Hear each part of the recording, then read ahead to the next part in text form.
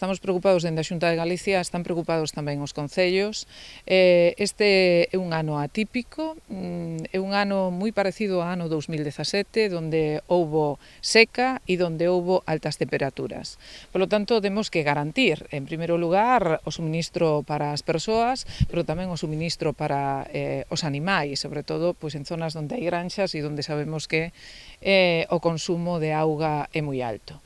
E nese sentido, bueno, eu teño que dicir que están respondendo moi ben os concellos, está respondendo moi ben a cidadanía, sabemos que hai cousas das que temos e debemos de prescindir, aínda que nos colexios cada ano lle están dicindo os cativos pecha o grifo, bueno, pois os cativos igual o fan, pero os adultos non o facemos tanto, e despois está, bueno, pois outros usos como son as piscinas, non? Sabemos que hai que depurar, pero non, o que non podemos é vaciar para volver a encher, ou mesmo o lavado de coches, e incluso o baldeado das rúas. Ademais, o control doméstico, Ánxeles Vázquez apelou aos concellos a mellorar o mantemento das redes de abastecemento e acometidas para evitar perdas innecesarias na traída de auga potable.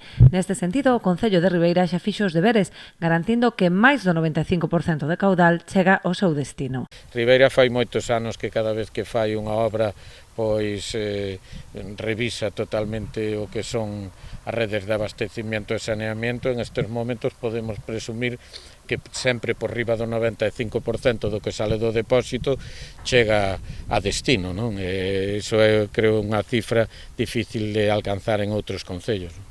Así as cousas, a situación de seca aínda non é preocupante no Concello de Ribeira, malia que no verán depende case exclusivamente do río Ulla ante a redución do caudal no río Xieira. Por esta razón, o alcalde aboga pola posta en marcha dunha mancomunidade de augas entre todos os concellos do Barbanza.